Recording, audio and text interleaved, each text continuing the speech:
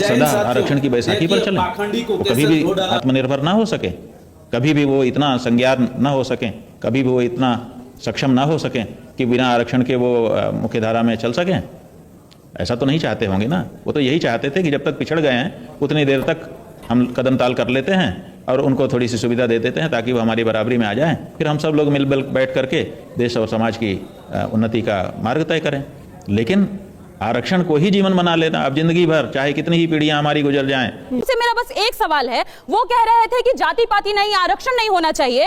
आरक्षण कहाँ है? सुनिए, शारदा पीठ के शंकराचार्य थोड़ा सा मैं यहाँ करेक्ट करूंगी। उन्होंने कहा आरक्षण होना चाहिए, पर जो पिछड़े हैं उनको समाज की पहली पंक्ति में लाकर खड़ा करने के लिए आरक्षण की जरूरत है। पर कब तक ये होना चाहिए, इस पर विचार की जरूरत है। कब तक होना चाहिए जी, कब तक होना चाहिए उस पर विचार के ऊपर मैं बता रही हूँ कब तक होना चाहिए।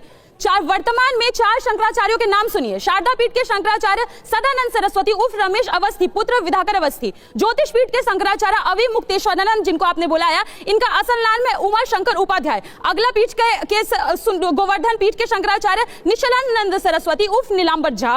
श्रृंगेरी पीठ के शंकराचार्य भारती तीर्थ जी उर्फ सीतारमन अंजनेलायु।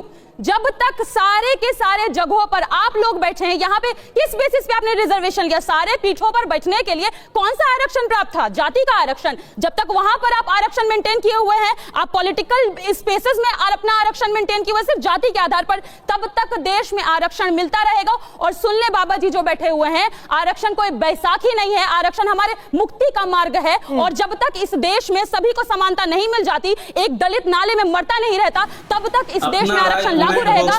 वोट से लेंगे सीएम पीएम, आरक्षण से एसपीडीएम।